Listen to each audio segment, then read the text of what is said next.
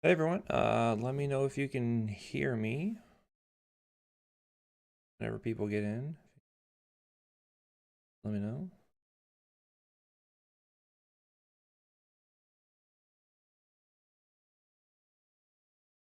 Awesome.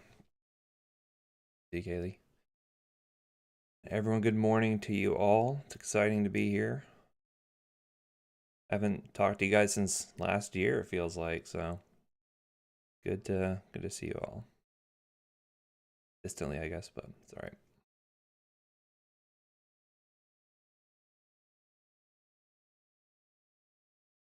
We'll get started here in just a few minutes. Hopefully you guys can see all of the PowerPoints and stuff. I think I made everything visible to you guys, so be good to go.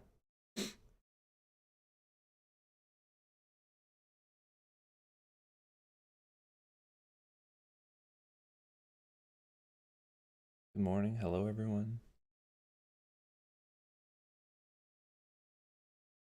This is my first live stream, I think, since like mid-December, so it's been quite a while. I might be a little rusty. It's okay.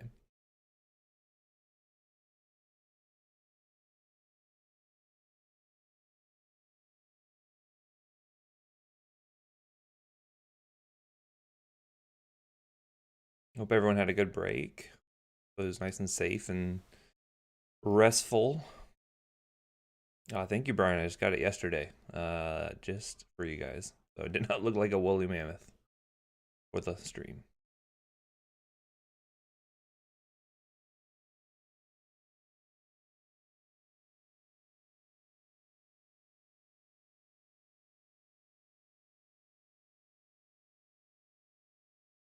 This will be a good continuation today. I think I had peds before this, so we'll actually be starting up with peds today, so that'll be good.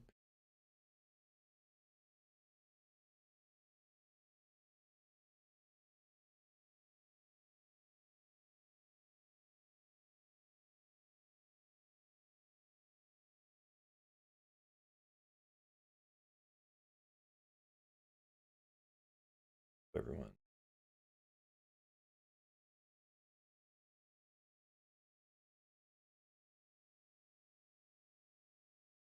Has anyone been able to get their vaccine yet? I'd be curious to know that. I don't know if any of you qualify if you have like a side gig at a healthcare related area or something like that. Yeah, Jackson, that whole mullet thing was certainly actually it was funny, the lady that was cutting my hair yesterday took like 10 minutes on the back and I was like, what is she doing? Turns out like she had actually like buzzed me something odd, and so she was trying to fade it so as to not make me look totally bad. Um but yeah, so no mullet for me, fortunately.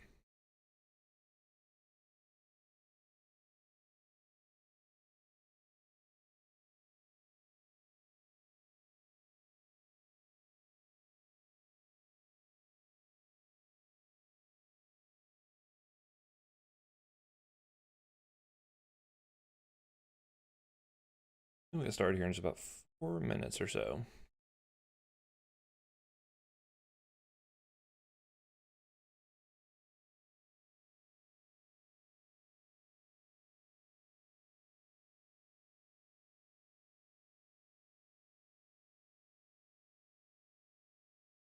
Morning.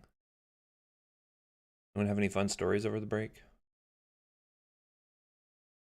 Unfortunately, did not. Well, my kids got a lot of dinosaur toys and whatnot, so they thoroughly enjoyed their Christmas.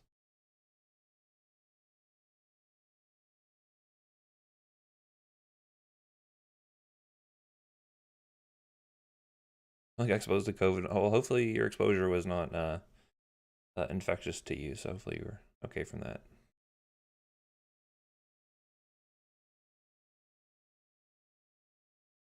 Yeah, we had to be really careful around Christmas. My sister is not a firm believer in keeping her kids out of a lot of stuff, so we had to keep things very distant, but it was good overall.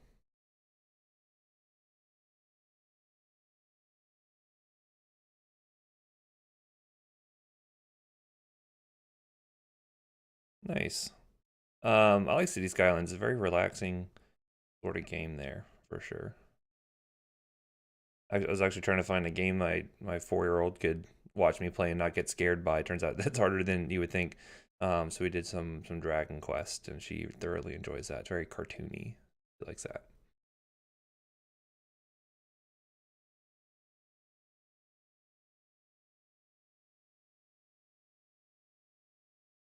Yeah, to really think about your media choices when you have the young ones and are highly impressionable. Who all was in the party? I'm curious to see what your various classes were. That'd be fun to find out. Figure out who the chaotic evil ones of you are in secret.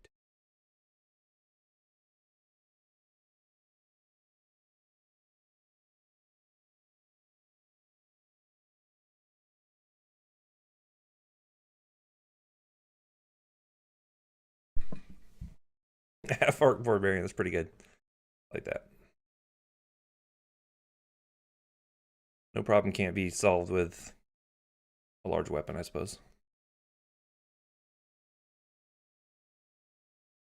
That's pretty good. One day we tried to figure out a couple of years ago who all the faculty would be in terms of Harry Potter houses, but yeah, we should figure out what our D&D alignments would be.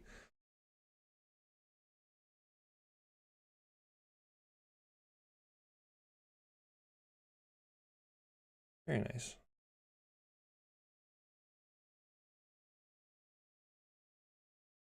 All right, so let's see, we got about 40. 46 is pretty good. Oh, thank you, Paige. Appreciate that. Your extra credit is in the mail. Just kidding. There's no extra credit here. Actually, there kind of is this semester a little bit, but I'll get into that. All right, so I'm going to start recording here in case things go up in smokes on my end. So anyway, let's get you oriented to the course. Fortunately, that shouldn't take too long. It's pretty much more of the same from last semester. But you'll see here on the course all of our YouTube links. Notice here the course is considerably longer than last semester, about twice as long. But we do cover a variety of different topics. So how this is going to be broken up is you're going to have 4 exams instead of 3. The same rule still applies that you have to have that 75 average on the exams in order to pass. So that hasn't changed, but it shouldn't be too much of an issue. And you should all have your links to your prescription assignments. This time around, the assignments will be a little different. The first one, which you guys can pull up if you like, I'll pull up here actually.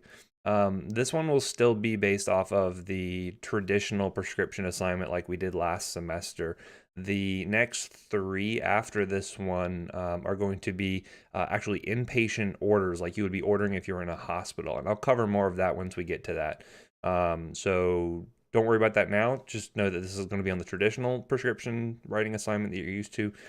Next time, we're going to use that second half of that rubric in order to do our assignments there.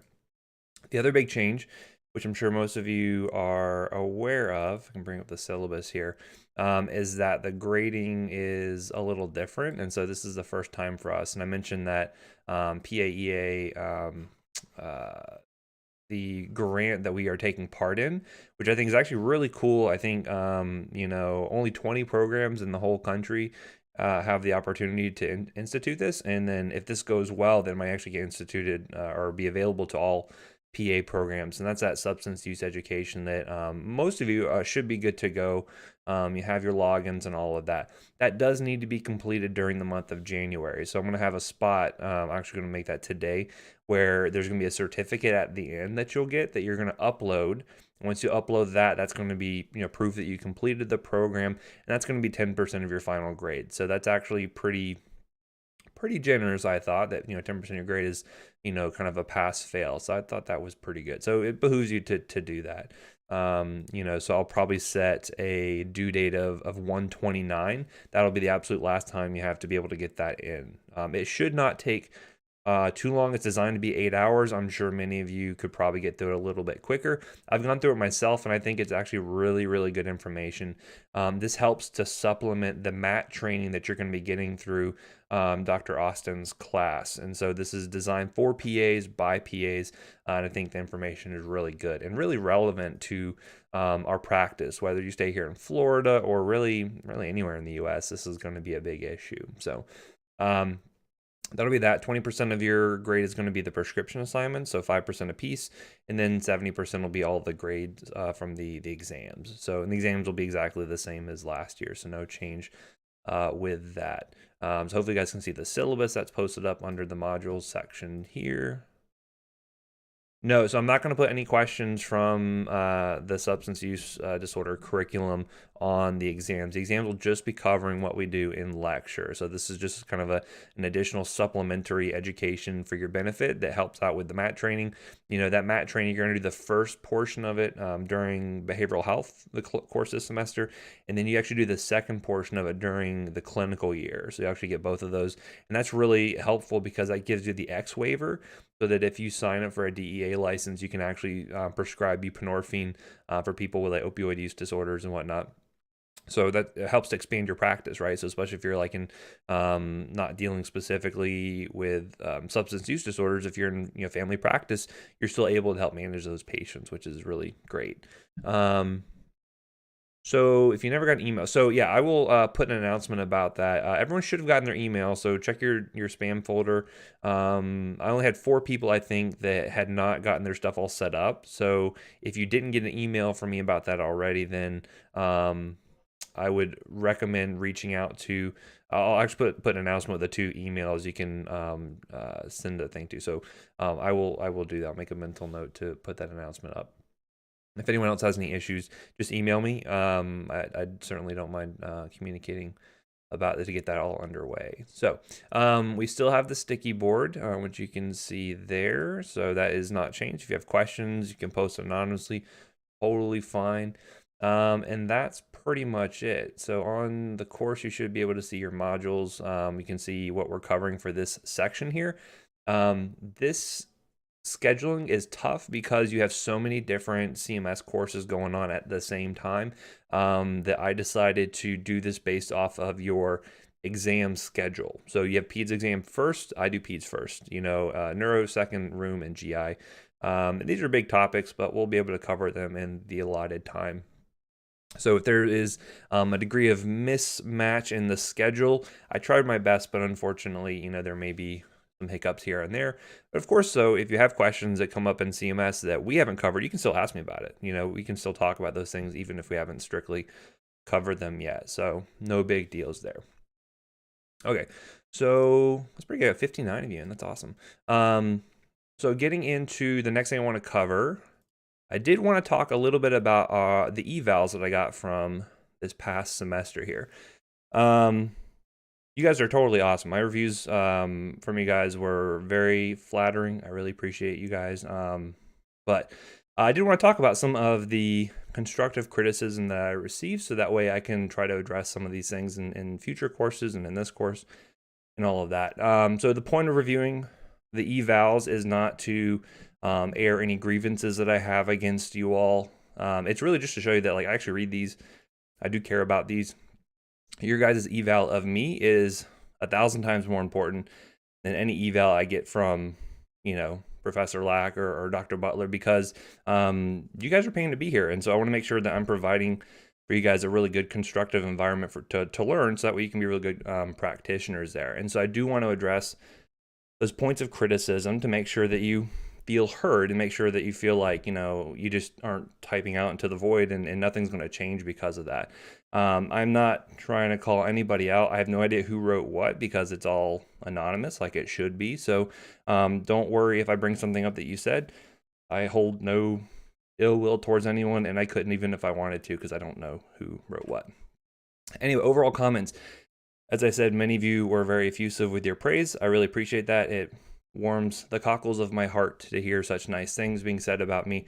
However, I am not perfect. Po Buddy is nerfect, as it were. So a couple of things that I want to address, one of which was I don't grade fast enough. I'm fully aware of this, and I apologize. This has been a thing that I've been working on as years have gone by, but sometimes you have really tight turnarounds between exams or between assignments, and that's really not doing you any good if you're sitting there waiting for feedback to do your assignment and I'm holding you up. So my New Year's resolution is to be much better about grading in a very timely manner. And two, if you feel like you're not getting your feedback in a timely manner, you can email me and bug me all you want. I'll be like, oh boy, I should really do that. I should really get on that. The problem is, is life happens, right? You get caught up in family stuff. You get caught up with other job responsibilities, like all the committees we have to serve on and all these things. That's no excuse though, right? So if you feel like you're not being, you're not getting your feedback in a timely manner, just let me know. Email me if you want to make it anonymous. I don't care. I'll get to it, right? Some people feel I talk too fast. This is also true, and this is something I've been working on for myself since I was in pharmacy school when I first started really having to do like public speaking, events and whatnot. It's tough for me because I have a lot of my brain I want to get out, and so my mouth wants to get out as fast as possible, and that does sometimes make it difficult for people to learn. I think the YouTube format is good for that because you can slow me down, you can speed me up, you can pause me, you can rewind me, you can do all kinds of stuff. So, I will continue to work on that. If you want to tell me to slow down, I certainly will not take offense to that, and I'll try to do so. Some people dislike the color selection of my PowerPoint slides. Some people said that they now hate the color blue, and I'm so sorry that I've ruined the color blue for you. I probably should have picked a different shirt. However, a lot of that stems from when we're actually in the classroom and it's dark, and then if I have like a bright, blinding white background, that usually like burns out some people's retinas. In myself, I'm a fan of dark mode stuff, like on all my apps. Everything I try to keep as dark as possible. So that's why I went with the blue background. You are absolutely welcome to change the color to whatever you like. You have the PowerPoints, you can edit them, you can change it to purple, green, white. I feel like if I change it to anything else, I'm going to get complaints about that color too. So I don't know if I can really please everyone with that. So I'm going to keep them as is for now. And this one too. So someone said, get rid of the political jokes. This one I really apologize about because I know someone had made a comment before when I made, probably an offhand, remark about something politically based. And once I heard that feedback, I really took it to heart and I said, okay, well, let's try to get rid of that stuff. That was poor decision on my part, and I try to water down my humor as much as possible, which is why like dad humor is like kind of the safest thing. It's hard to really offend many people with dad humor. However, some people felt I was still making political jokes. I didn't think I was. Some people may think some things are political that I may not have even thought about, right? And so if I ever make a joke, whether it's political, whether it's anything that you feel uncomfortable about, you're not going to be in a good space to learn, right? Because you're going to be sitting there thinking, you're going to feel offended. You might feel that I'm being unprofessional. You're going to feel stuff that's going to impede you from being engaged with the lecture and learning what I'm trying to tell you. That's why I use humor, to try to keep people engaged, so that way they'll actually listen to all this kind of dry, boring stuff, right? So if I do make a joke that offends you for whatever reason at all, just let me know. If I don't know about it, then I'm not going to know to try to fix my behaviors. And so you can do that anonymously. You can do that via email, or you want to set up a Zoom session. All of that's fine. I'd rather talk to you guys and hear about it early to fix it, rather than have you feel uncomfortable the whole semester and then hear about it at the end, because I can't really do anything at that point. So that's something that I just want to make sure that that's clear to you all, that I'm certainly I want to be cognizant of your feelings and make sure that, I can adjust things as we go along, so that way you feel safe and comfortable and are able to learn. So just a little bit about that. With Epibio, overall class was boring and dry. I'm aware there's not a whole lot I could do about that. People like the journal clubs. Some people felt they didn't have enough time to really go through the articles. That's tough because, we do have limited time. And I did feel when I did a lot of those breakout sessions that I didn't see a ton of people in like active discussion. So by the end of it, I thought most people were good, but I'll kind of consider that and kind of modify it maybe a little bit for the next time. Some people felt the class was confusing, and so they even felt like even if they had a stats background, that some of this stuff was confusing, and there wasn't really a lot of like clear answers. And that's unfortunately like a really tough thing with evaluating the medical literature, because so often the answer really depends on your context or on the particular type of patient you're dealing with and things like that. And so that can be a challenge, but I'm going to try to address that and try to be more clear on saying, okay, this is this, and try to address, okay, where the shades of gray kind of come into play there. And some people felt like it kind of ramped up a little too quick, where things in on slide 1 where I defined something, and then I'm going like 3 steps on the next slide, to make it too complex. I will take that into account and try to make things a little bit more of a smooth sort of grade kind of a smooth slope in terms of the complexity to try to address that. And then some people really feel like they have difficulty understanding, like, why do we take this course? Like, why do we even have this in the first place? And I hope that I was able to at least show many of you, yeah, no problem, Allison.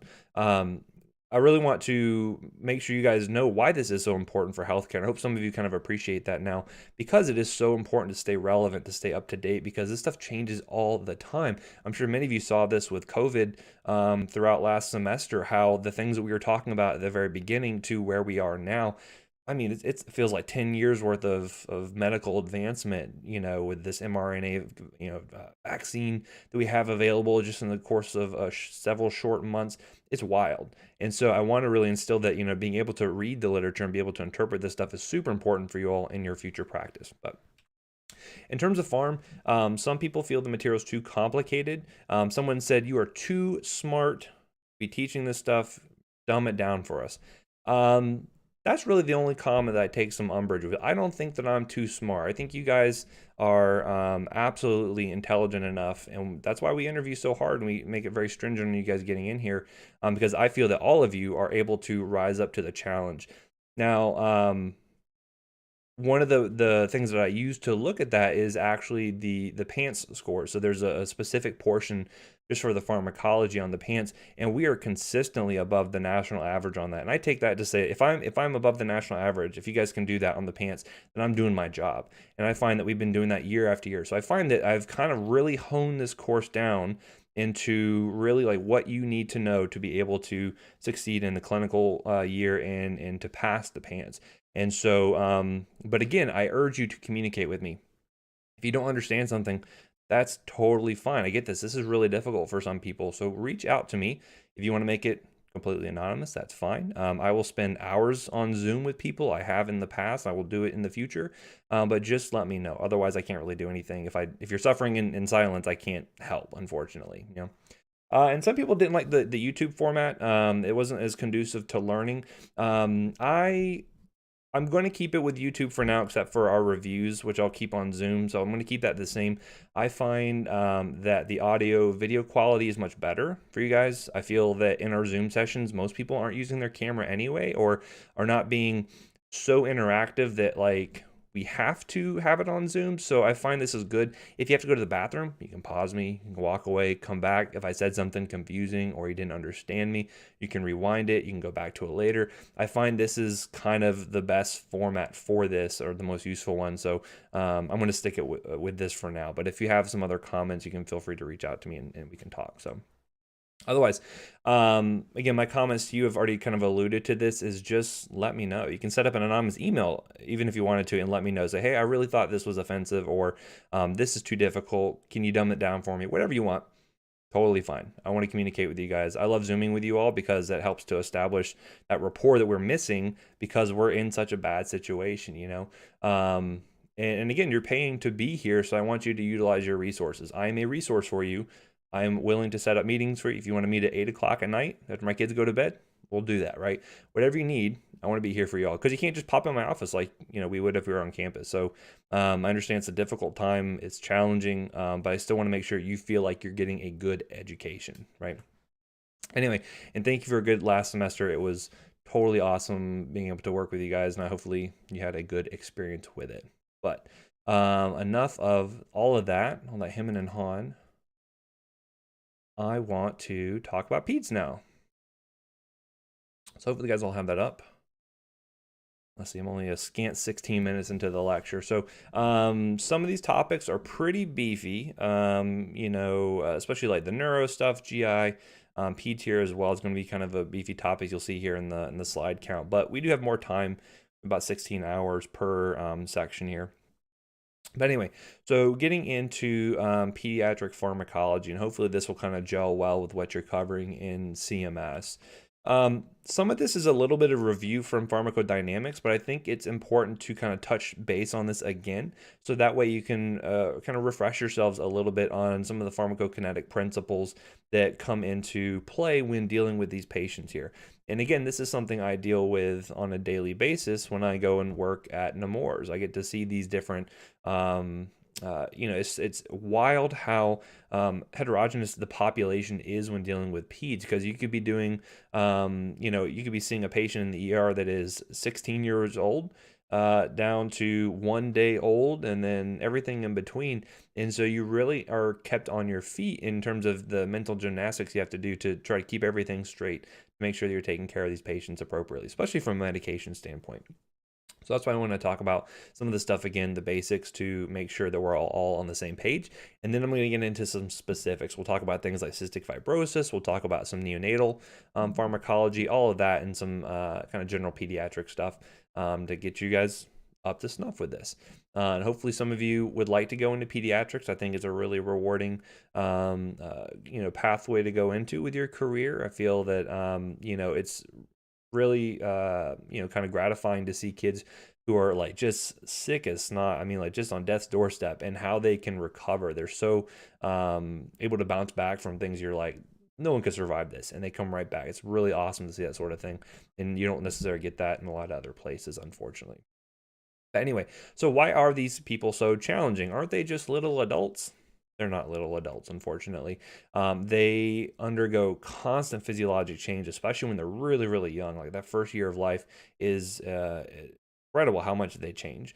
And also, it's really difficult to do studies in terms of pharmacokinetics and dynamics in children, because they are that protected group. You can't just go ahead and start giving them, just like the COVID vaccine. It's only available for people over 18, and it's going to slowly be given to people who are younger and younger once we get more data on safety as we give it out to millions of adults, to try to see, okay, well, is this going to be safe for these younger and younger populations, right? So like, right now we're doing people over 65 and healthcare workers. When is my 4-year-old going to be, how old is she going to be before she's able to get it? I don't know, because this data is going to be slow in trying to get all of that out, right? So anyway, so just to get into a little bit of the lingo in terms of how we talk about these patients, especially when it comes to medication. First off is their gestational age. Again, this is based off of how long they are cooking in the oven, so to speak. Frequently based off of either, the last menstrual period, or if you are doing like an ultrasound, the size of the baby, things like that, give you an idea of the gestational age. This is really important to know after they're born, because someone who's born at a gestational age of 24 weeks is vastly different than someone who's born at 40 weeks, right? And so that'll make a big change in terms of how we dose our drugs, how often we dose them, etc. And then the postnatal age is going to be just their chronological age. So if someone is 0 days old, 3 days old, 1 month old, whatever the case may be. In terms of pharmacology, we don't use post-conceptional age too often, but that's just the two put together there, basically. In terms of when we're looking at the actual like term limits for these babies here, so anything less than 37 weeks is going to be preterm. Full term is usually 37 to 42, and then post term is anything greater than 43. For us, in terms of the drugs, we really care about more of those preterm babies. So frequently when you're looking at drug dosing, if you're like looking at LexiComp or something, you can see where it'll say, okay, for kids less than 34 weeks gestational age, you dose it like this, and for greater than 34 weeks, you dose it like this, right? So that's important to kind of consider there when we're dosing our medications there. If we're talking about newborns or neonates, kind of two terms for the same thing, we're referring to that first month of life, right? That first 28 days or so is going to be the neonatal period, and then infant is basically the first year. So you'll kind of hear people use the term infant for neonates sometimes. So all neonates are infants, but not all infants are neonates, to make some sense of that. So again, first 28 days, that's where you're going to be using neonatal drug dosing. Anything beyond that, we can use infant dosing in a lot of cases. I'll maybe show you some examples later on in LexiComp how that looks. And then as you get older, you get to the toddler stage, about 1 to 2 years, young child 2 to 5, and et cetera, et cetera. As they get older and they start to get into the adolescent period, that's when you can start to treat them more like adults. They're physiologically pretty much there in terms of development, even if their size may be smaller than a typical adult. But as we get older and older, we have less concerns about using adult data for these patients, because they're physiologically pretty similar. So I want to talk about the different pharmacokinetic principles here, and to see how this is going to be changing in these patients, especially during the very early stages of development. So that first month, especially, and then even on into the first couple of years here. So the first thing we're going to talk about is absorption, right? So AD, M, and E, absorption, distribution, metabolism, excretion. We're going to go through those same steps here. So let's talk about absorption. If you recall back in pharmacodynamics, how drugs get absorbed is based on a lot of things. So the molecular weight of the drug, how big is that molecule, how easy is it to cross those membranes, particle size, pH, and pKa. I don't know if you guys recall all that Henderson-Hasselbalch we talked about last time. Dosage form matters, and even then, like where you're administering it. So the site of absorption, whether it's the skin, whether it's the muscle, the GI tract, all of that can also change pretty readily depending on how you're administering the drug and what the age of the patient is. Talk about gastric absorption first, because obviously if you can give something orally, that's always going to be the most convenient way to do that. You're going to find two things that affect the gastrointestinal absorption in these patients here. Is their gastric acidity, which is obviously going to be affecting the solubility of the drug, right, and its ability to cross those membranes. And then the gastrointestinal emptying time. Sometimes you'll see GIT for that. Just depends on how they want to talk about it. So gastrointestinal transit time, things like that. And this will differ pretty greatly between infants and adults.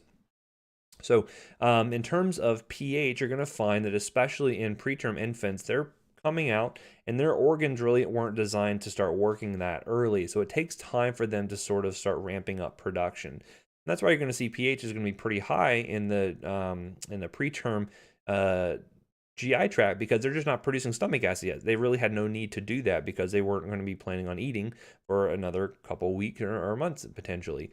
But as you see with gestational age, as it goes up, gastric acid production goes up along with that. But what that means is that you may have some issues in terms of absorption because some drugs may not be absorbed as readily when that pH is much higher. What's kind of really wild is to see how the mom is influencing the child even right after they're born. So for instance, when a full-term infant is first born, their GI tract is pretty much neutral. Their stomach is pretty much neutral because of the fact that they've been kind of passively ingesting this amniotic fluid, which is itself pretty neutral. So after they start to clear that, then that stomach acid production really kicks in, and that'll drop that pH down to close to what's fairly normal. So they'll have a lot of production in the first week or so, and then it'll start to kind of dip back down, and then they should be pretty close to adult values by about 3 months or so, right? So what does that matter? Why do you care about that? Well, because you're going to find that for like acidic drugs, for instance, say if you wanted to give aspirin to a neonate, they may have decreased absorption because the pH of the stomach is higher than what you would expect to see in an older kid. That increases the ionization, and it can't cross those membranes as readily, right? So you may have poor or a lower bioavailability than you would have if the pH was lower. Whereas with basic drugs, they'd actually have an easier time being absorbed, right? So that can be a factor. And again, when you're looking at drug dosing for these kids, you're not going to be looking to say, like, well, what's the gastric pH for the patients? You're not going to check that every time. What you are going to do, though, is see that, okay, for kids that are born at this gestational age, you're dosing it this way. If you're this gestational age, you're doing it this way because of those differences. Those drug references have already taken this stuff into account, right? And the gastrointestinal transit time or gastrointestinal emptying time, this is also going to be affecting rate of drug absorption, because if things are expelled too quickly, they don't have as much contact time with the GI tract, and thus they can't be absorbed, right? So if you kind of just run it through too quickly, things don't get absorbed, right? Just like giving laxatives for an adult can move things through to where they don't get absorbed as well. Same thing here. And I'm not sure if anyone has dealt with infants before, but they have very frequent bowel movements. It's not unusual to have like 6 to 8 bowel movements when they're first born, because their gastrointestinal transit time is so quick. So it's much faster in infants, especially less than 6 months. And then as they start to develop, as their diet starts to change and things like that, it'll slow down to where they may only have 1 to 2 bowel movements in a day, right? But other factors can affect this as well. So for instance, if you have someone who has congenital heart disease, where they're not pumping blood to the right areas because of, whatever kind of defect they have, that means they're going to get less blood flow to the GI tract, which means less blood flow means less metabolic activity, which means the transit time is going to slow down. That can mean you get better absorption in those cases there, potentially for some drugs. Types of feeding can have a factor on this, or have an effect on this. So whether they're breastfed, whether they get formula fed, can have an effect. And then also, again, looking at their gestational and postnatal age is also quite important. So, again, as I mentioned, shorter transit times means less drug contact with the GI tract, so maybe less absorption, which is why you don't see a lot of like extended release formulations used in pediatric patients. And also because of this, it could account for why you give the same dose of drug to the same size patient. And they may, to say if two patients, same size, you give them the same amount of drug, you could have different concentrations resulting as an effect of their gastrointestinal transit time, right? So now let's switch gears and talk about extraoral drug absorption. Let's talk about things like skin permeability, mucosal or muscular absorption, things like that. We'll cover these in more detail, but you can see here how they sort of change between neonates to infants to children. So I'll talk more about this in specifics here. So looking at intramuscular absorption, this is important, especially really early on, because especially like really little ones, if you ever have dealt with a neonate, they don't really move around a whole lot. They're kind of like little burritos, where you just kind of wrap them up, put a little cap on. They don't really move around a whole lot, right? Because they're just born. That means their muscles aren't really getting a lot of work, which means they don't get a lot of blood flow. So less perfusion of blood to the area may lead to less absorption of that drug, or at least a slowed absorption, which is why intramuscular administration may not be appropriate in very early ages, depending on the drug. That also may deal with things like, we'll talk about the volume of distribution and how that's very different with infants, neonates compared to older kids as well. We'll get into that in a little bit. But you're going to see again that volume of distribution is going to be affected by the apparent volume of water in the baby, in the infant, as we'll see. And we'll also see they can't really regulate their temperature very well, which means that they have that vasomotor instability, which can affect absorption as well. So a lot of factors that go into that, just mainly meaning that intramuscular absorption can be more erratic in a neonate versus an older kid. Basically, that's what it really kind of goes down into. In terms of rectal absorption, this is actually a really good way to get good bioavailability of medications, because again, the rectum is highly vascular. It's a thin membrane, very easy to get drugs across there. And so it's not uncommon, for instance, to use something like acetaminophen suppositories for these kids that maybe have a fever, for instance. Very handy way to do that. Unfortunately, you have to consider also that they do have a lot of like really rapid rectal contractions, which means that they may, you could, especially for like a neonate, couple weeks old, you could put in an acetaminophen suppository, put that diaper back on, and then you take it off later and realize that they had expelled it basically, and it's just sitting there melting in the diaper, right? Not doing the patient a whole lot of good unless it actually melts and has a chance to absorb in the rectum itself. So that's something that we may have to consider when dealing with some of these kids. Sometimes we'll insert it, hold their cheek shut for a little bit, give it time to sort of melt, and then we'll have time to absorb. So little things to consider there. Now, IV administration can be particularly difficult, especially really little ones. I recall in particular one case we had in the ER was a 10-month-old who was coming in cardiac arrest. And even that is really difficult. Kids have very small, delicate veins, and if they are in cardiac arrest or they're not perfusing, it's even more difficult. So we need to find other ways to get drugs via the parenteral route.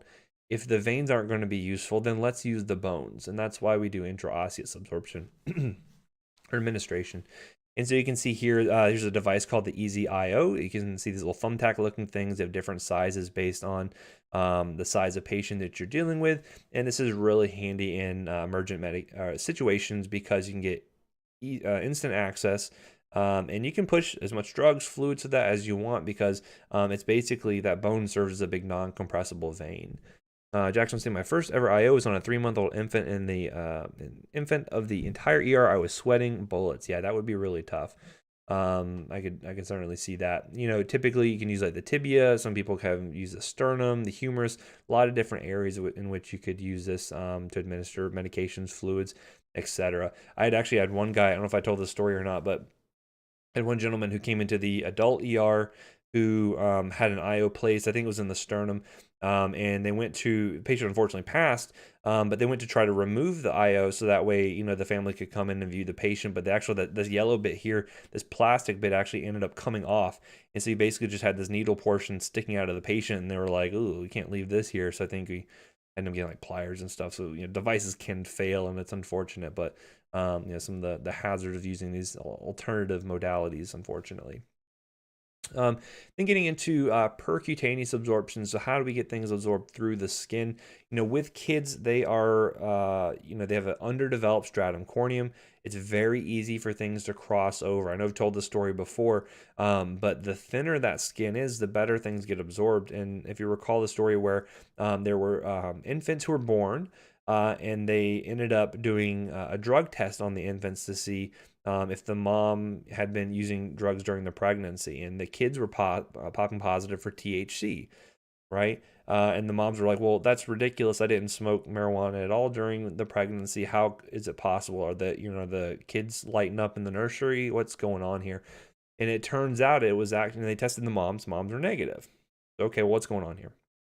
So anyway, they ended up finding out that it was actually a moisturizer they were using, where one of the molecules in that moisturizer, maybe it was hemp based or something like that, that it was cross-reactive on that assay for THC. So once they figured that out, and the kids being covered in this moisturizer, it was just absorbing because their skin is underdeveloped, and they were able to detect that in the blood, or in the urine in this case.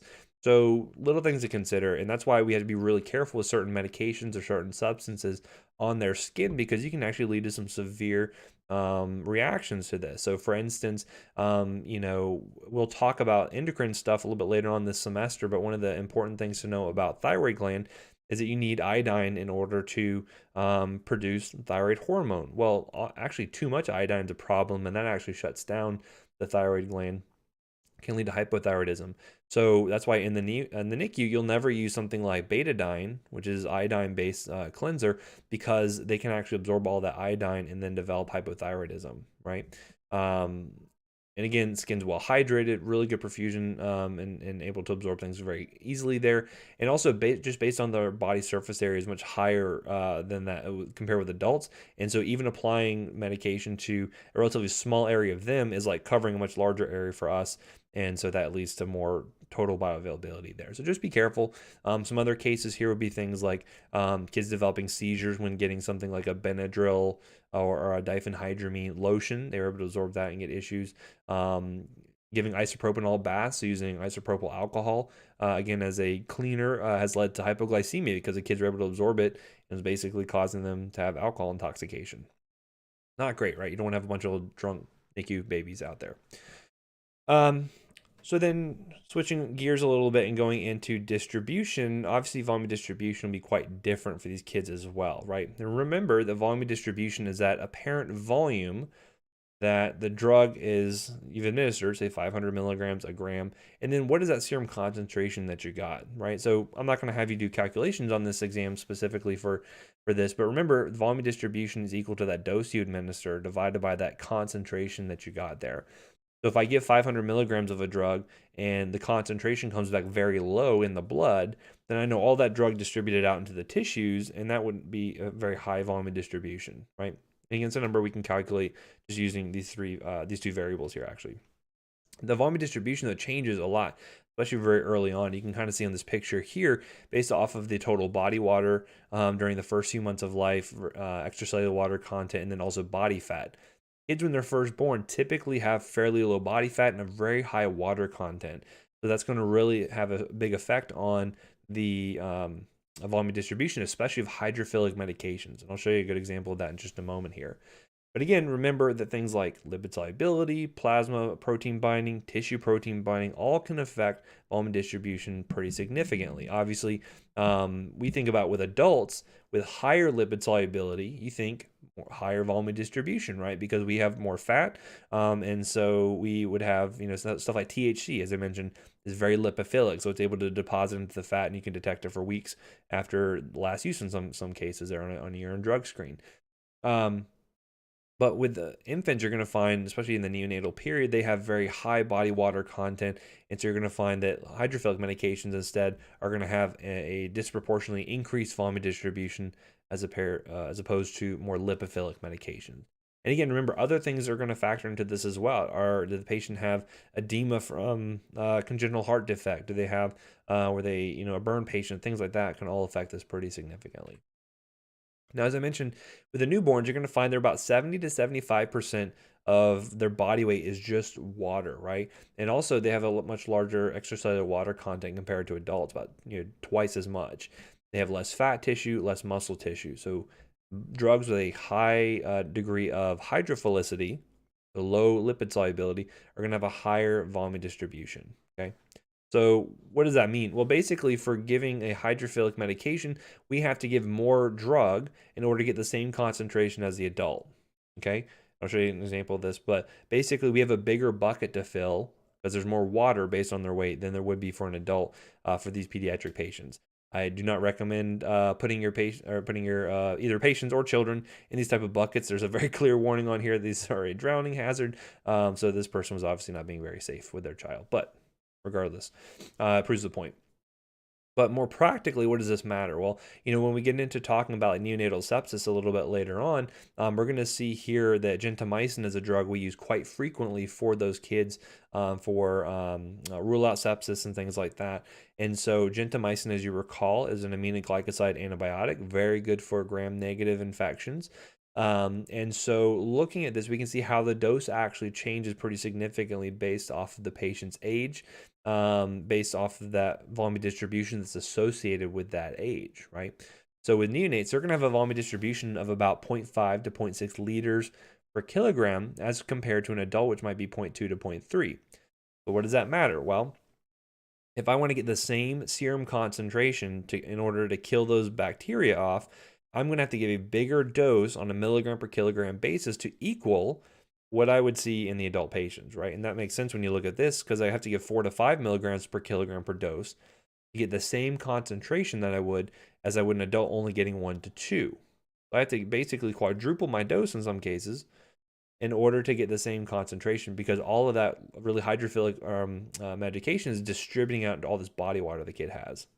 Isabel's asking, does this increase the ototoxicity in peds because you have to give more of the medication? That's a fantastic question. Let me address that once we get into the elimination portion of it, because we'll talk about that just a little bit. But no, because ultimately we're going to look at clearance as being a factor of that, and so that'll become more important there, right? The dose we're giving is just trying to get the same serum concentration, but the clearance will be an important bit there, as we'll see. Anyway, other things that will affect distribution include their plasma proteins are typically lower. They have less muscle mass, but they also have less serum proteins as well. It takes some time to sort of build that up. Not only that, though, but you may also have competing substances that are trying to compete for the same protein binding sites. So as an example here, you're going to see like bilirubin likes to bind to albumin, and it may actually compete for the same binding sites as medications. So a good example of that is something like Rocephin or ceftriaxone. You recall that being a third-gen cephalosporin. We use it for pretty much everything in the hospital, it seems like. Most patients will end up on Rocephin. You cannot use Rocephin in the very first month of life, the first 28 days of life, because it competes for the same binding sites on serum proteins as bilirubin.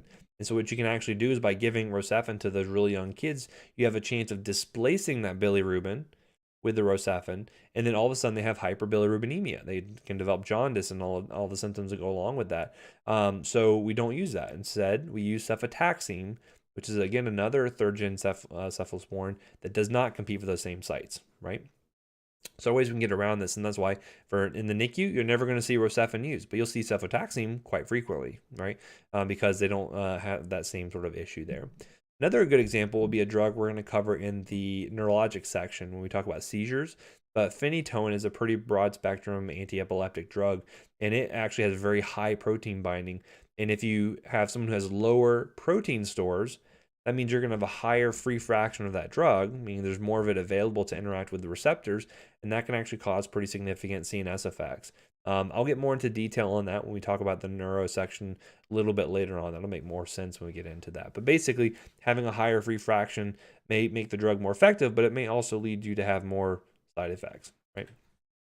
And so here you can just have an example. I'm not going to quiz you specifically on what the different proteins are doing in the neonates and the infants and all of that, but just you can kind of see how some of them are actually increased. Actually, some of the products that might be binding are increased, but overall plasma proteins are going to be diminished, right? Which makes sense based off like muscle mass and things like that. Okay, But now let's get into the metabolism. Things that are going to be affecting this include one, the enzymes that they're actually expressing. You're going to find that neonates, especially, may not be expressing the same number and quality of enzymes as you would see with an older child or an adult. You're going to see that the gestational age is going to have a really big effect on that, because someone who's born at 24 weeks is going to have a much more difficult time because their liver was not really designed to start pumping out those enzymes as you would if you had someone born at 40 weeks, gestational age. You'll also find that like changes in hepatic blood flow can matter as well, because of the fact that if you have someone with like a congenital heart defect, that they're not processing blood through that liver as quickly, then you can't present that drug to be metabolized in the first place, right? So a lot of factors that go into that. Um, if you recall, there's phase 1 and phase 2 reactions. I'm mainly going to be focusing on the oxidation pathway, namely cytochrome P450. Most of you probably have some sort of PTSD flashback of talking about CYP enzymes. Guess what? We're going to talk about a lot more CYP enzymes throughout the semester here, so it's certainly something you don't want to forget about. But recall that when we're undergoing a phase 1 reaction, we're typically trying to remove something or change something on the molecule to make it more water soluble, right? Ultimately, the goal is to either get it to be excreted through the kidneys, the bile, the lungs perhaps, but mainly the kidneys. But here we're just modifying the molecule. We're not really adding whole things onto it like you'll see with phase 2 reactions. But oxidation is going to be by far and away the most important one. So, and actually you find that the CYP450 activity of a full-term infant's only about half of that for adults. And you can imagine if you're premature, that's even going to be lower than what you would see with a full-term infant. But just to give an example of different pathways and how this may actually affect kids, would be something like phenytoin.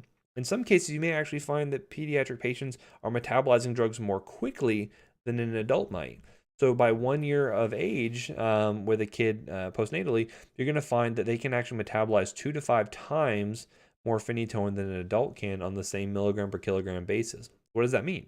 Well, that means you probably would have to give that kid an increased dose of phenytoin to overcome the fact that they metabolize it so quickly. So they may get a higher milligram per kilogram dose than an adult might because they metabolize more quickly, right? Other things can include something like a drug called chloral hydrate. This is kind of an old school drug. I don't know if anyone's ever heard of the term slipping someone a Mickey. This is an old term for basically drugging someone's drink, getting them so drunk they pass out, and then you can steal their money. That's Mickey Finn was a bartender who did this. There's a whole episode about Seinfeld on it. Not that the topic is especially funny, but they have a humorous take on it, I would say. But anyway, chloral hydrate used to be really good because, especially in neonates, because if you had kids who had something like neonatal abstinence syndrome, so the mom was abusing some sort of illicit substance throughout the pregnancy, or maybe not illicit, maybe it was prescribed, who knows. But that kid comes out and now they're starting to have withdrawals from that medication. Chloral hydrate was good because it helped to kind of sedate the kid, kind of chilled them out. And because they have lower reduction capability, the drug had a longer half-life. So you didn't have to dose it quite as frequently. So we use that all the time in NICUs for kids like that. But eventually it's taken off the market. So kind of an older example, but you can ask some of your old school preceptors perhaps, and they'll be like, oh yeah, we used to use chloral hydrate all the time. Anyway, other things, including things like local anesthetics like Procaine and Tetracaine. We'll talk about local anesthetics in the surgery section later on this semester, but if you have less esterase activity, you may not be able to metabolize those drugs as quickly, and then again, that predisposes to toxicity.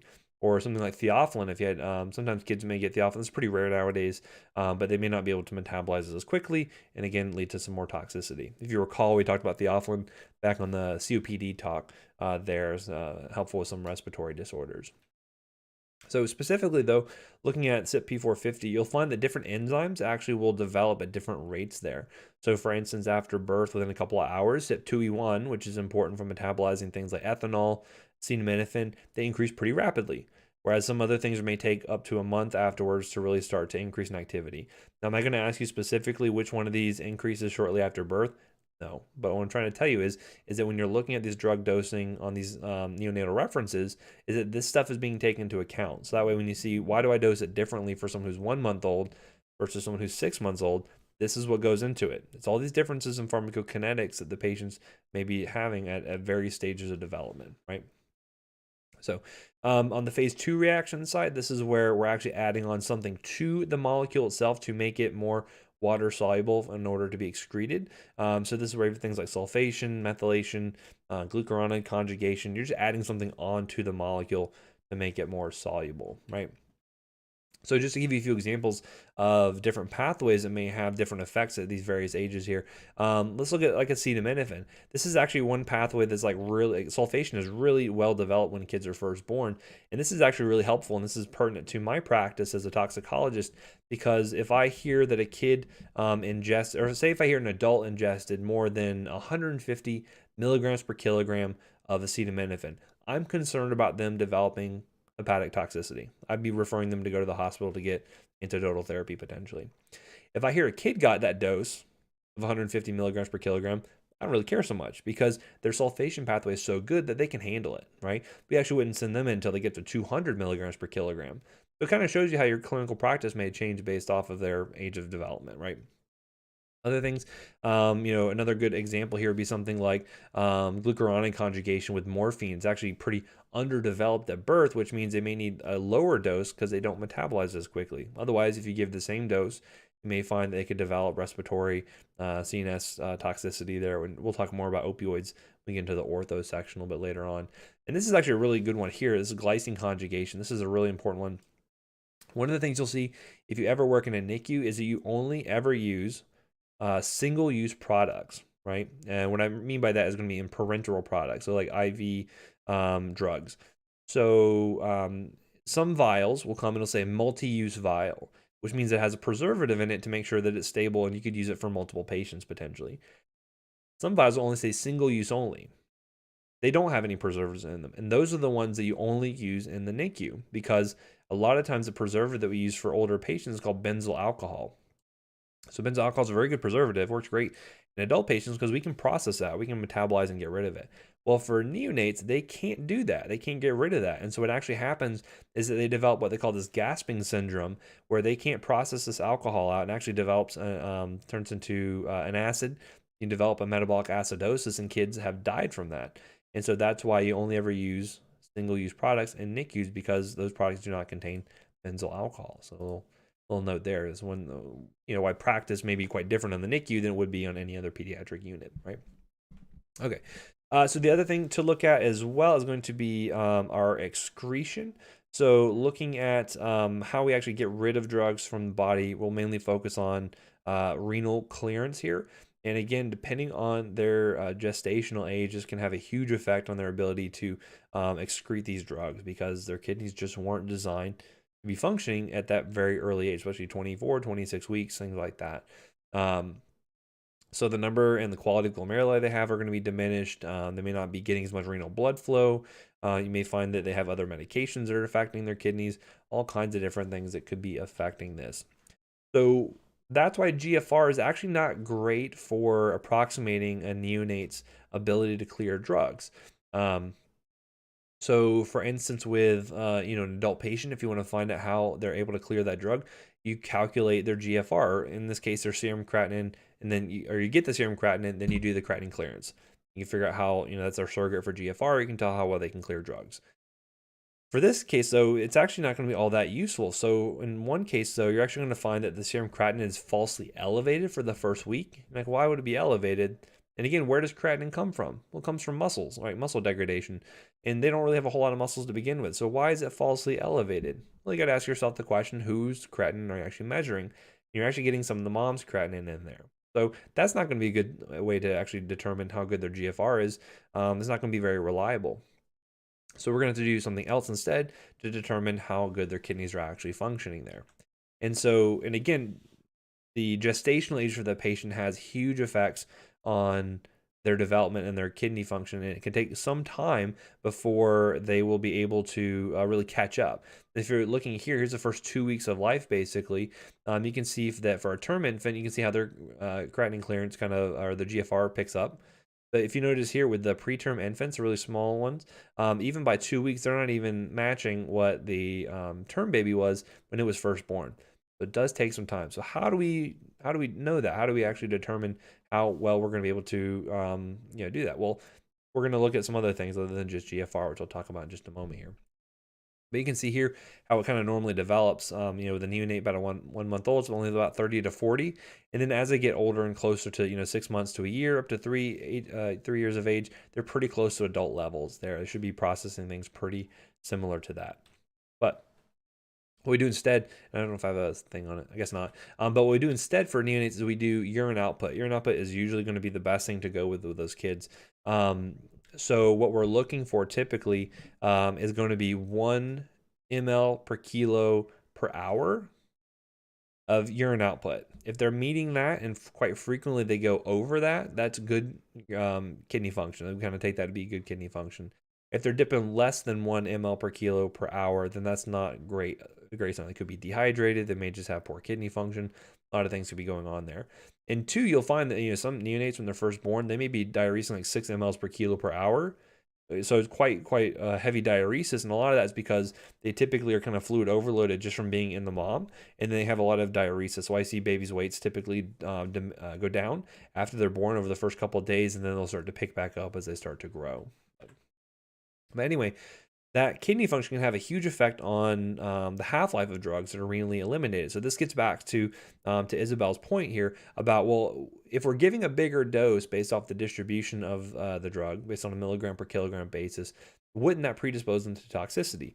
Well, that goes into how we're actually going to be dosing this based off of the half-life and how long we're going to give these kids time to clear the drug. So going back to our example of gentamicin, looking at this, we can see the half-life varies quite greatly. So if they're less than a week old, maybe it ranges from 3 to 11.5 hours, quite a big range there, as opposed to when you get up to adolescents and adults, they're about between 1.5 to 3 hours, right? So what that means is that these little ones, especially if they're preterm, are going to take much longer to clear that gentamicin than an adult might, right? So what does that mean in terms of how we're dosing it? Well, that basically means that we're going to give these kids longer to clear that drug than you would for an adult patient. So traditional dosing for gentamicin in an adult patient is like Q8 hours, right? Nowadays we do Q24 typically, but traditionally we did Q8 hour dosing because that matched up with what their half-life was, and that's where they were able to clear out the drug and everything was good. The neonates, depending on their clearance time, but depending on their half-life, we may give it every 24 hours for a term infant. Or if they're preterm, we may do it every 36 hours or every 48 hours. You're getting given a drug once every 2 days because you're accounting for the fact that it takes them so long to eliminate it. So what that means is that we're giving a bigger dose on a milligram per kilogram basis for a neonate, but we're only giving it once every 24, maybe up to 48 hours. So that's why our risk for ototoxicity and things like that are diminished, because the kid doesn't have this level that's staying constantly elevated. We're giving them plenty of time to eliminate it before we give the next dose there. So that's kind of how we account for that and how we try to limit those toxicities from happening. So other things we're going to find, things like renal tubular secretion reabsorption may be diminished, could be related to renal blood flow, all kinds of things like that, which may affect how quickly or slowly drugs are going to be eliminated from the kidneys there. So just know that it's variable. It's very early age, right? I think someone has a question on the sticky board. Let me see here. Switch over.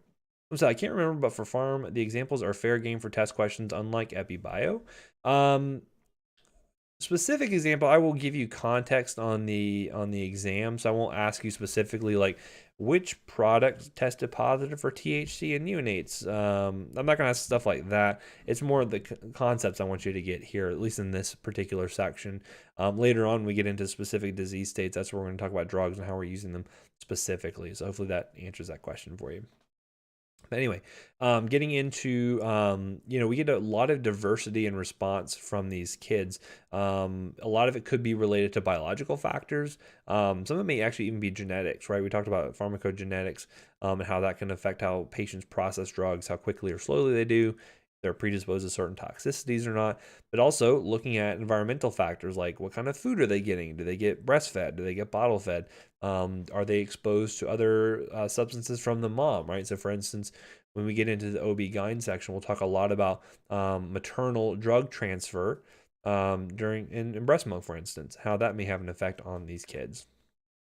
But looking at an example for pharmacogenetics, how this is really important, for instance, with codeine, right? Codeine is a opioid painkiller.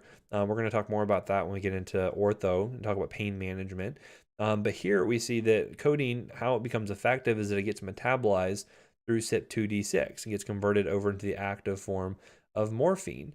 And so you may find that moms are able to process this effectively. They may actually transfer it to the child and they'll have an exaggerated response. Or depending on the kid and how well they express 2D6, if they don't express very much of it because they're really young, they may not get very much effect from the drug because they can't convert it over. Or you'll find that some kids have a lot of CYP2D6 and they can convert a ton of that codeine over into morphine, and that can lead to toxicity, right? And the big thing you worry about with opioids is respiratory depression. That's what kills these patients because they pass out because of the CNS depression, they stop breathing, right? And that's actually led to a black box warning because we had kids who were actually dying from getting these prescriptions for codeine because they were expressing too much CYP2D6. You see this in a fair bit of black patients, for instance. They tend to be predisposed to expressing more CYP2D6, and thus they metabolize more of that codeine over into morphine, which is why you'll see a lot of your sickle cell patients who are traditionally black, actually, they do pretty good on codeine. You'll see a lot of them that are managed on codeine quite effectively because just by odds, you're going to find that they are more likely to express that 2D6 and they can convert it over and they do very well with that. However, there were cases where we had kids who were post-op, especially tonsillectomy and adenoidectomy. They, their airways were kind of swollen. They had obstructive sleep apnea already. And then you gave them codeine, and if they happened to express a lot of this at 2D6, they convert all that over to morphine. Kids went to sleep, didn't wake up because they ended up having respiratory depression on top of the obstruction due to the swelling and all of that. So that's why we actually don't use codeine at all at Nemours, and most children's hospitals have removed it, and it has a nice big black box warning on there saying, hey, be really careful with this stuff, especially in kids. So anyway, how do we dose drugs in these kids? Remember that there are different ways to do this. You could do it age based. Remember, this is going to have some caveats to that because not all kids are the same. Even though you may have two 3-year-olds, they can be vastly different. You have one that's very overweight, one's very underweight. Some of them may be have different disease states that can affect this. And so when you do age-based dosing, it's assuming all kids are the same based on age, and that's simply not the case. Easy to use, easy to remember, but has limited utility.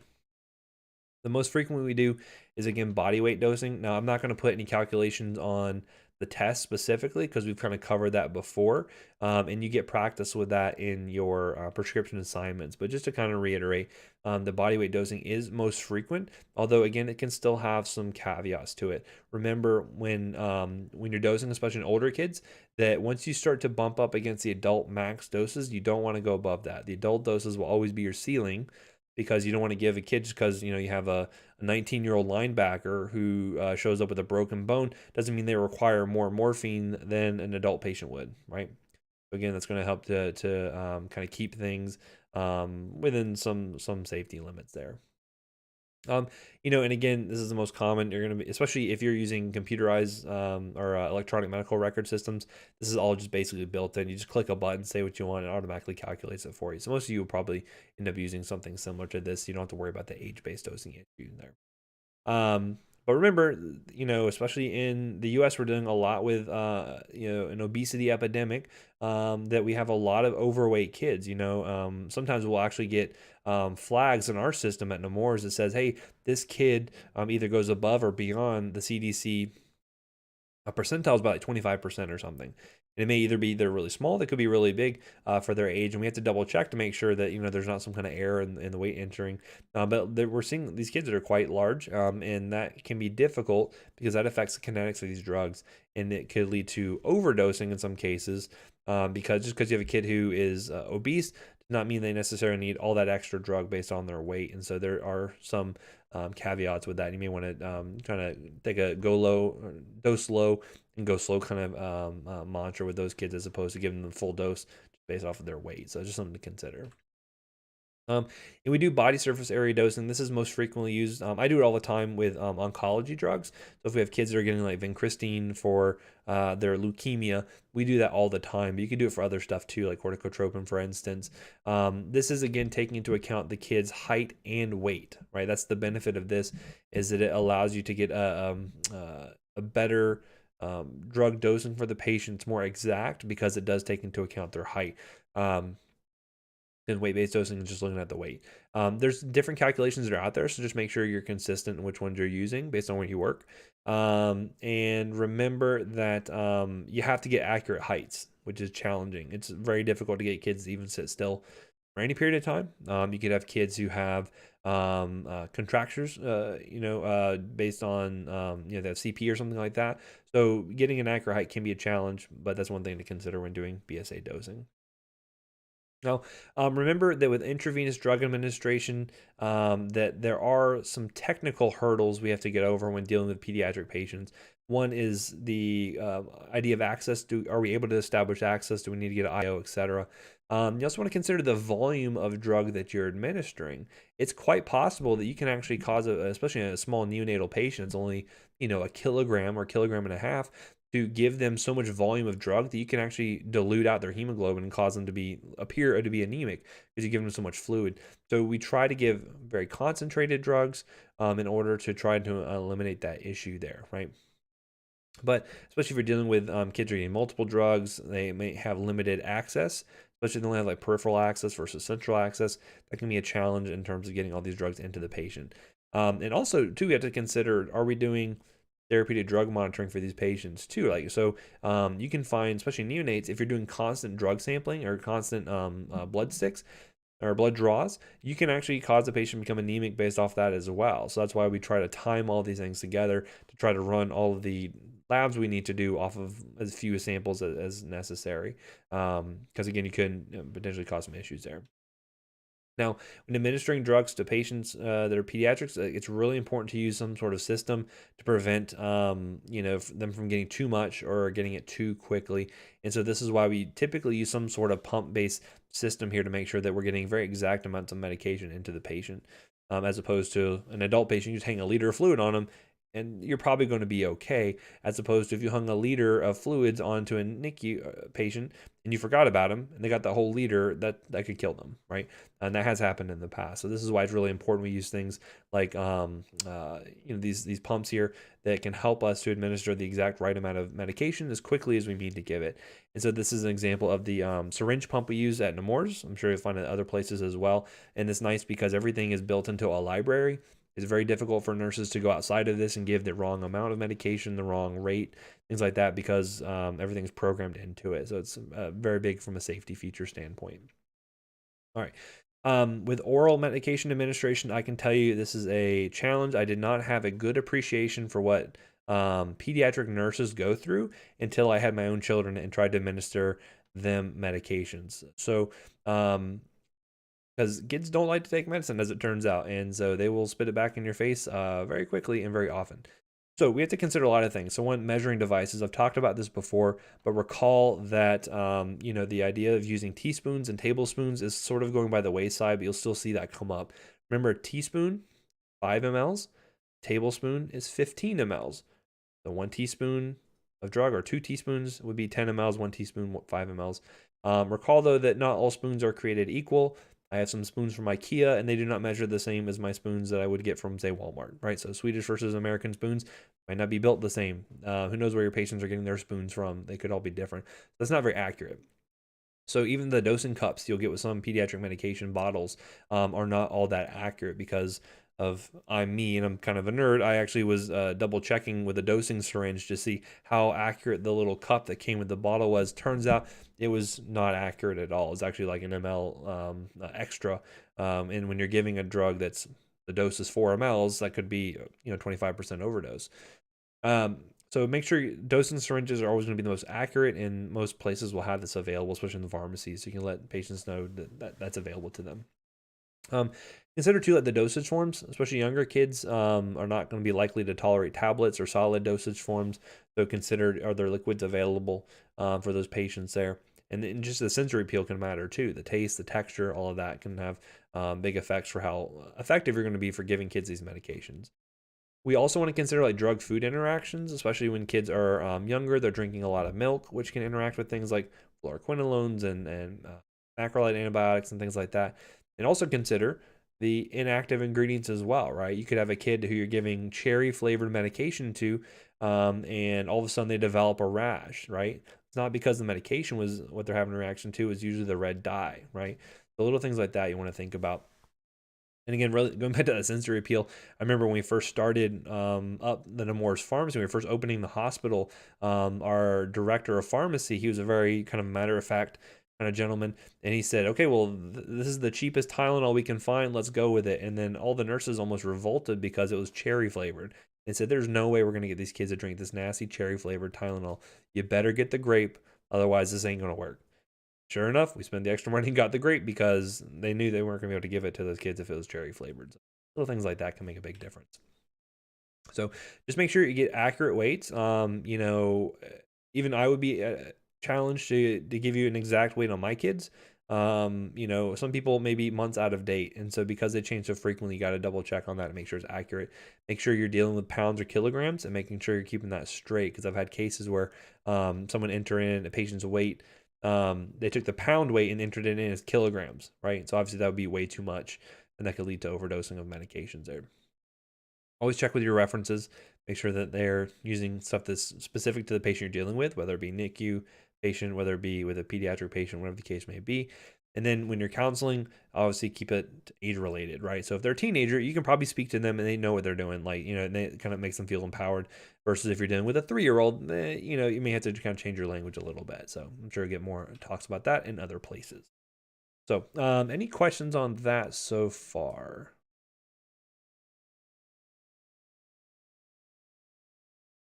Hopefully that's all just good review for you guys. But anyway, if you have questions, feel free to post them up. There's nothing on the sticky board, so I will continue on. We'll probably stop at about 11:40 or so I got some time. So let's talk about more specific about neonatal medicine, how we're going to be using medications in these neonatal kids. Some of this will be meds we've already seen, like the antibiotics. Some of this will be, for instance, it'll be how we're using new medications based on disease states that are specific to neonates. That's what I want to get into here. So let's talk about neonatal sepsis. This is a very common thing you're going to be dealing with. I know a lot of my former students who've gone on to work at Nemours have dealt with a lot of these kids, especially when they get transferred in from other hospitals. Somewhere like APH, where the kids are typically born on campus. You may be getting a lot more healthy kids, but somewhere like Nemours, where we don't have the kids being born there, we don't deal with the moms. We have all those kids. We frequently get them transferred in from outlying hospitals in more rural areas where they can't really provide good care or sufficient care for these neonatal kids. So we get a lot of transfers in for suspected neonatal sepsis. This is a big deal because you can have pretty high mortality rates if not dealt with quickly and effectively. And so basically what this means is, when I say neonatal sepsis, is going to be that bacterial infection occurring within that first 90 days of life. So even though it may happen outside of that first month of life, that neonatal period, we still consider that to be neonatal sepsis, right? You see this more frequently, especially in kids who are premature. Kids who have low birth weights are more predisposed to this because their immune systems just are not up to snuff. Their organ maturity is just not there. And so that's where you can run into that. And there's kind of 3 places where they can really develop this neonatal sepsis. So it could either be intrauterine. They could get it as perinatally, so during the delivery itself, and then they could get it in the hospital, right? And so how you're going to manage these are going to be a little bit different depending on the situation, as we're going to see here. So what are those risk factors? So, and again, I'm not going to quiz you specifically on the risk factors, but just for your knowledge, and I'm sure you'll get this with Professor Sales as well, things like, being born premature, having premature rupture membranes, if the, mom has a fever during labor, things like this, or especially if a mom had a prior delivery of an infant with group B strep, those are all things that could be predisposing them to having neonatal sepsis, right? You can still get it even if you don't have any of the risk factors, right? So how we sort of organize this is going to be based off if we're dealing with early onset versus late onset neonatal sepsis. And that's based off of when this actually occurs. So the onset is the important distinguishing factor. If it's in the first week of life, the first 6 days, that's going to be considered early onset. If it's past that, so say 77 to 89 days of age, that's considered late onset neonatal sepsis. Why does that matter? Well, because actually the organisms that you're going to be treating will change a little bit based off of that. If it's early onset, you can be pretty well assured that it was something either they caught intrauterine or during delivery itself. And that's where we would be considering things more like E. coli, things like listeria, things that are more likely to be found in that region when the baby's born, right? Versus late onset, you might be thinking other things they could catch maybe after they went back to the house or maybe when they were in the hospital. So you got to consider more things like staphylococcus. You got to consider things like Candida. And so because of that, your drug choices will be different. And we're going to look at how that actually changes there. Again, how these will manifest is also different. Typically, with early onset, it's just bacteremia that develop as, versus late onset, you may find a more focal infection. You may find like meningitis or something like that that we'll talk more about in a moment. Let's see. Someone's asking on the sticky board for ruptured membranes. Which membranes is that referring to? That's a good question. Actually, I don't know. I have a clear answer for that. I don't usually get that far into all of that. It's usually like something listed on the patient's like profile if they have a premature rupture of membranes. That's a good question for Professor Sales. She would likely know more about that, or Professor Lack actually, because she does the OB-GYN stuff. So I would actually refer you to her for that question. So again, I am not all knowing. I am quite fallible as it turns out. So I apologize for not having that answer. But regardless. And again, too, if you were the PA working, say, at Nemours and you were getting this patient transferred into you, that would be something that would be on the report out from the outlying hospital. They say, okay, mom had these risk factors. Kid, presenting like this. This is why we want to have rule out sepsis or something, right? Anyway, so coming into early onset treatment here, here's what we want to do. So basically, we're going to start with 2 drugs here, right? Remember, this is what we're covering: Group B strep, E. coli, Listeria. These are the most common things you're going to be shooting for. So to treat that, ampicillin is going to be a good drug of choice here, right? First generation, or not first generation, but immunopenicillin. This is going to be really good because actually ampicillin is the drug of choice for Listeria. So if you ever are asked about what's the drug of choice for Listeria, always say ampicillin. It's always going to be your go-to answer there. Plus gentamicin. Gentamicin will be good because it'll help to get any of the gram-negative stuff like the E. coli's and whatnot. You use those 2 together, and again, look how the dosing is. Based off ampicillin, you can dose that every 6 to 8 hours for a kid that's a neonate versus gentamicin may be dosed every 24 hours. So this is where you really got to look at that to see, well, when was the baby born? What was their gestational age? Because this could differ quite greatly. For instance, if you get a kid who's born 26 weeks, I may not only be given that gentamicin Q48 hours, for instance. Okay, so a lot of that could actually factor into it. That's why you got to look up your references. And again, I'm not going to quiz you specifically on duration of treatment, but it'd be about 10 days or so. A lot of times, we'll get these kids that come in, they'll get transferred into us. We'll do what we call a 48-hour rule out, where basically you'll give them 48 hours worth of drug. If they don't develop any fever, if they don't develop any other signs of infection, then we'll go ahead and discontinue it, right? Because it may be coming in for other stuff like respiratory issues or something like that. And so that's why we do the 48-hour rule out. And if they don't have any infection, we just go ahead and discontinue them by then, right? But at 10 days is if you actually had a true infection, you need to treat it for that whole time there. Now, with late onset, other things that could kind of predispose them to death and more serious sequelae would be things like low birth weight. It could be if they've had symptoms for greater than 24 hours, which is why if you ever have a kid who like has a fever shortly after bringing them home, you got to bring them in immediately, right? You don't want to delay that sort of thing there. Certainly, if they've had any kind of like focal neurologic effects, seizures, things like that. All of this could really predispose them to being pretty sick, as it turns out, right? So what we're going to do for them is, because the actual bacterial milieu, I should say, or the likely organisms has now changed because they've had a chance to go home. They can catch stuff from the community, or maybe even in the hospital. There are different bugs there, and so we need to be able to treat that differently in order to cover for that. So Prio's asking, drug of choice for Listeria is ampicillin or ampicillin plus gentamicin. So drug of choice for Listeria is ampicillin. If you have someone who has early onset neonatal sepsis, you're using ampicillin to cover for that and the group B strep, and then the gentamicin gets all the gram-negative stuff. So that's why we use that combo for those kids with early onset sepsis. For empiric therapy with a late onset, here you have a little bit of a combination. You can kind of have more choice in what you're going to be using here. So one, you could use ampicillin or vancomycin. Remember, vancomycin is going to be able to get all this gram-positive stuff. So if you're concerned about like staph, for instance, vancomycin may be a good choice there. And then plus, for the gram-negative coverage, gentamicin or cefotaxime. I'll probably tell you 10 times out of 10, at least mostly what I've seen, especially for kids either getting transferred in, going to the ICU, in the ER, I see ampicillin plus cefotaxime most commonly. That's what I see most often for late onset sepsis. So if you have a kid who was born full term, went home, a week later developed fever, they bring them into the ER, they're probably going to get ampicillin cefotaxime. That's most common. Versus if it's a neonate that's born at an outlying hospital and then get transferred into the NICU at like Nemours, for instance, we're probably going to give them AMP plus gentamicin. That's just typically how we're going to do that, late versus early onset sepsis there. So someone asked on the sticky board, are we responsible for knowing dosages? No, you're not, right? That has not changed from last semester. Again, you're going to get more into the dosing when you are doing clin farm in the summertime, and then also when you're on your clinical rotations. My paradigm on that, I guess my pedagogy, if you will, is that I would much rather you know what drugs to use in a given situation and look up the dose than memorize the dose for a bunch of drugs and not know what to go to. What's your first line? What's your second line? Things like that. So that's kind of why I've been sticking with that for the past couple of years. So don't memorize your dosing for my tests, but you may need to for CMS. So that's only for my class. I cannot specify for other classes. Okay.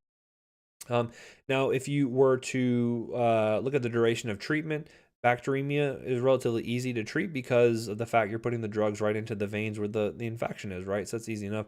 Meningitis is more difficult because of the fact that, to get across that into the CNS, you have that blood-brain barrier, and that's trying to basically prevent stuff from getting in, so it's more difficult. Fortunately, though, when you're infected, the meninges actually become more porous, and things are able to cross over like drugs. And so that's why you can utilize something like cefotaxime, which is very good for meningitis. Third-generation cephalosporins are awesome for meningitis. We'll always, because it has such good penetration into the CNS. Abby's saying, so if you transport the baby, it's ampicillin, gentamicin.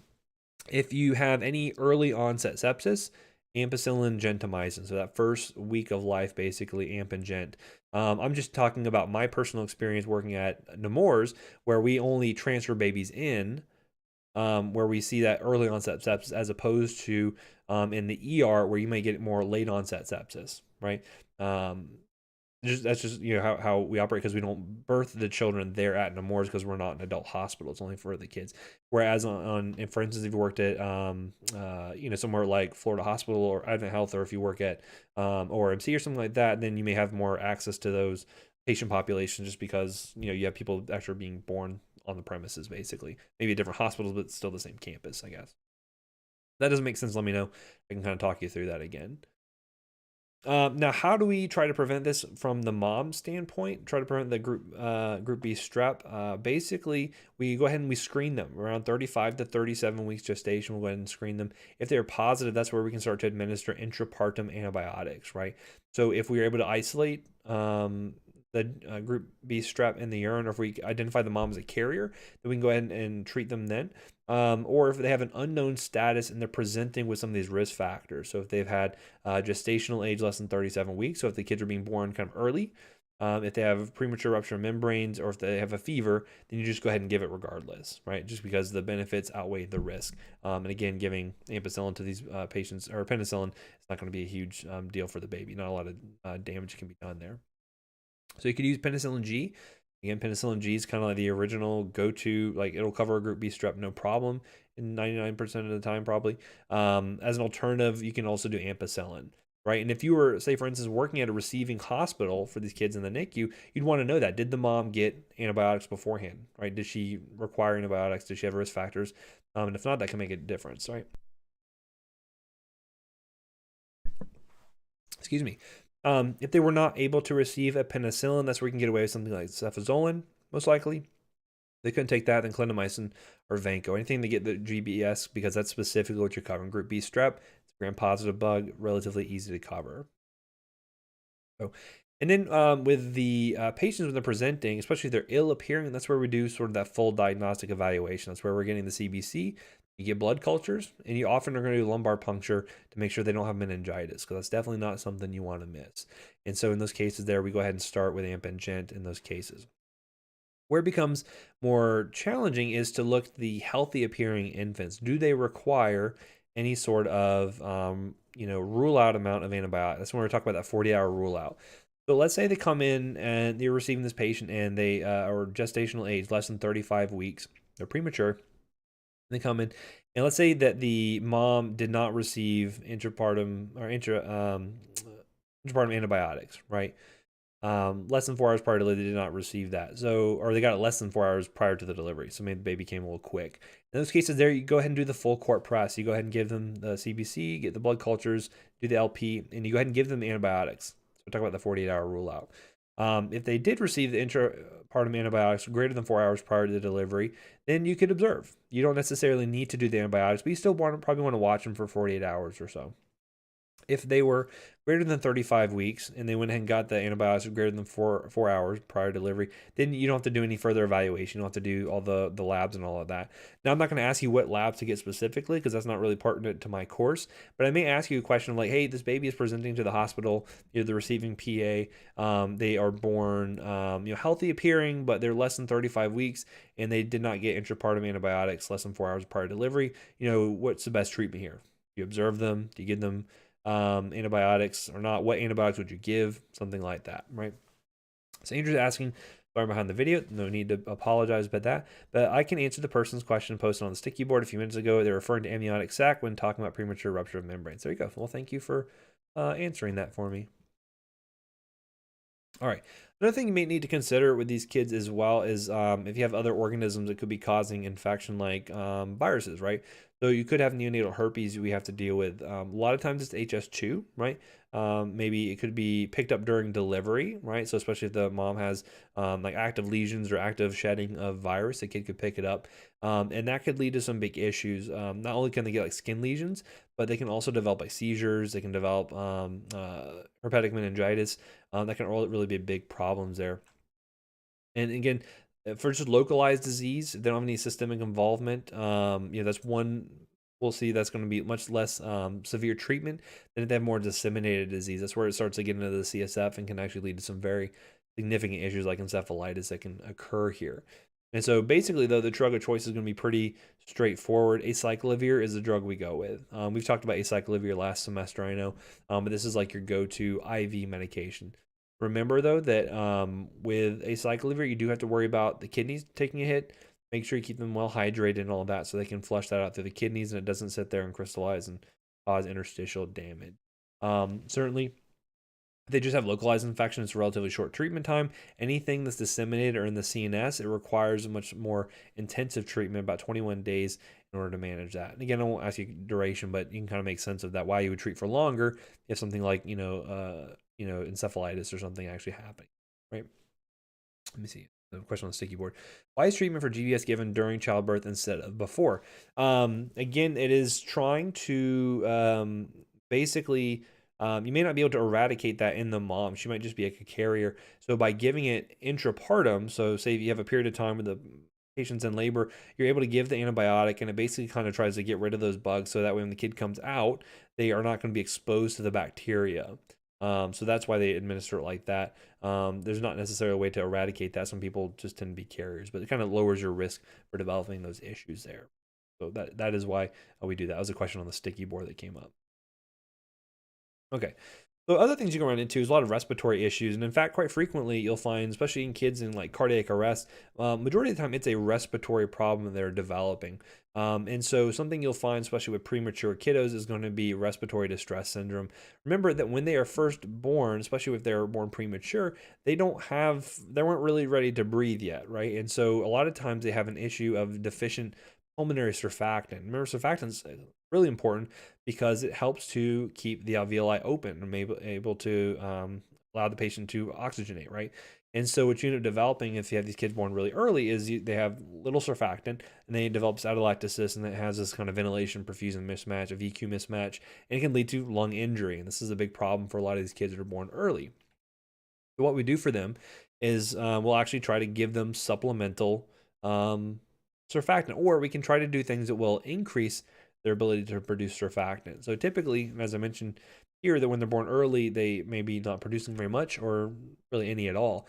And you'll see that surfactant production starts about 32 weeks. So if you have someone who's born at 26 weeks gestational age, they're going to have a really tough time from a respiratory sort of standpoint. And it really starts to mature out around 36 weeks. So what are some factors that can help us to increase surfactant production? This is where we can use something like antenatal steroids. So steroids actually help, by giving it to the mom, can actually help us to produce more of it in the actual the actual baby. Something like betamethasone, something like dexamethasone can be used there. And other things as well that can actually increase surfactant, strangely enough, is having a prolonged rupture of membranes, and then also maternal hypertension, for whatever reason, tends to increase their amount of surfactant production, can reduce their risk for respiratory distress syndrome. That's one thing we could do. Other things, though, and again, things that may kind of predispose them to this would be prematurity is probably the biggest one. Also, like males tend to be more likely to have it if if there's a very rapid labor, there's multiple pregnancy, things like that, could all increase their risk basically. But if the kid is born and they're in respiratory distress syndrome, we can basically then at that point give them surfactant, right? And typically we'll give them prophylaxis. And so, at least in my standpoint, frequently what we'll do is we have a transport team that will actually, they'll get a call from somewhere like, I don't know, some outside hospital that's, maybe in a more rural area. They can't really provide, they don't really have NICU services to provide for these kids. We will send our transport team that will actually go and pick up these kids and will help manage them from a respiratory standpoint. And this is where we can actually give them surfactant. It's one of the drugs they'll take with them. And basically, we'll prophylax them up to 30 weeks gestational age. We'll give them surfactant. And we'll actually, interestingly enough, we have to give surfactant down the endotracheal tube. That's how we're actually going to be administering that. And so basically, by giving them supplemental surfactant, that gives them time to start to produce their own. And that helps to reduce that VQ mismatch we talked about, the hypoxemia and things like that. Okay. So giving them surfactant helps to hasten that recovery and prevents risk for stuff like, pneumothorax and overall mortality, which is great. So we have a couple of different ones. Here's just a few that I mentioned here. So something like Cervanta, Curasurf. These are the brand names. Baractant, Poractant. If it says actant, like surfactant, you can be pretty well assured that it's a surfactant product there. But I only mentioned the dosing here because I thought it was kind of interesting. You don't see too many drugs given intratracheally, but this is exactly how it's given because that's where it needs to go to. And it's really kind of cool because you would actually give the dose in in various amounts of aliquots of, based on this ml per kilo. You may give them like 1 ml per kilo at a time and kind of rotate the patient around to try to make sure that you get that surfactant in all portions of the lung, to make sure that it's kind of equally dispersed throughout, to make sure that it kind of gets where it needs to go and prevents, the respiratory complications down the line. So just kind of an interesting drug you'll see mainly just in the neonatal sort of realm there.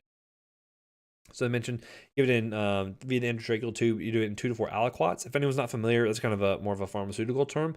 Aliquots just means you're just taking a portion of a volume and administering that. So that would mean if the total amount was like 20 mLs, then I could do that in 5 ml aliquots basically. So kind of a fancy term you can use to again wow your friends and potential I'm trying to think of the word, romantic conquest perhaps. But basically you'll also find that there's a lot of settings that go into it from the ventilator standpoint and things like that. As with any protein-based product, you don't want to shake or filter it because that actually will cause the drug to foam up. And when you see a protein-based product foam up, it's a bad sign. It means all those proteins are coming out of solution, right? Just like when you see protein in the urine, it's all bubbly and foamy. That's what happens with drugs that are protein-based as well. That means it's not in solution. It's not going to work for your patient. You just wasted a whole bunch of money. So other things you could do too, or things you can see from a respiratory standpoint for these kids would be apnea of prematurity. And this is basically where they'll have these pauses where they stop breathing for, maybe more than 20 seconds or so. And this can come about from a lot of different things. It could be from a more of a neurological standpoint. So it could be a brainstem issue, or it could be more of a chemical issue. So for instance, if they have changes in sensitivity to like CO2, right? Because again, CO2 is a major driver for stimulating respirations, right?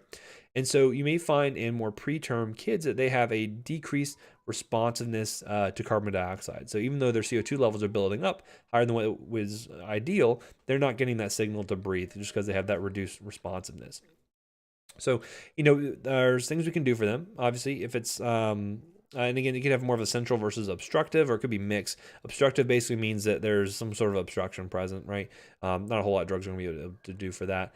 But for more of a central apnea, there's actually things we can try to do to help stimulate them to breathe. And there's a lot of secondary causes for this as well. So things like sepsis, hypoxemia, all kinds of things that can lead to this, which again, I'm not going to test you on specifically, which you may see elsewhere, right? But how we can prevent this includes things like preserving the nasal patency that helps with obstructions. If you have twins, if you co-bed them, that tends to help decrease this as well. Then you can like stimulate the patient as well. Things like stimulating the bottom of the feet and whatnot can kind of help with that. It's that gentle tactile stimulation. I will briefly talk about the pharmacologic management. This is actually something that many of you are probably using right now. That's actually caffeine. Caffeine is a respiratory stimulant. And so we'll give it to these kids either as an IV dose, so IV caffeine we have available, or we'll do it PO, and I'll actually give them a loading dose to kind of get their caffeine levels built up, and then give them maintenance doses to kind of help keep their levels steady, and that will help to stimulate that respiratory drive. So if you ever see, someone who's 2 days old getting caffeine, it's not because they can't stay awake, it's because they are not breathing, and that's why we give it to them to help stimulate them. All right. So I think that's where I'm going to cut it off for today. I think that's all I have really time to get into. CF is kind of a bigger topic, so I'm going to hold off on that, which is fine. That'll be probably about two sections per topic, which I think will work out. So someone's saying the surfactant given to the neonates or the fetus. So once the child is born and we think that they're at risk for developing respiratory distress, or they're in respiratory distress, then we'll give the surfactant to the neonate. You wouldn't do it actually before the patient is born. You would do it afterwards. So. What other questions do you guys have before I let you go? I think I covered everything for the class, covered our reviews, and all of that. What else can I answer for you all?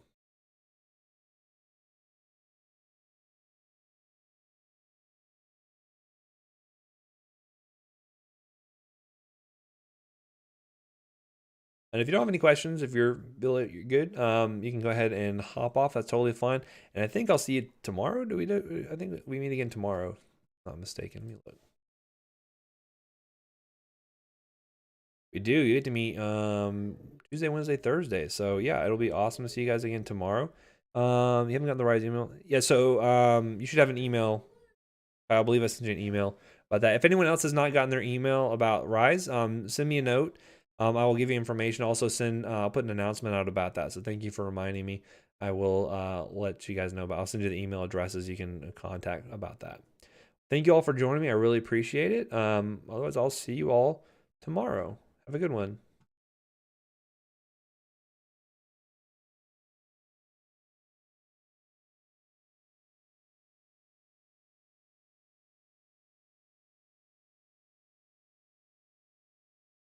See any questions? I'm going to end the stream, but I will see you all later.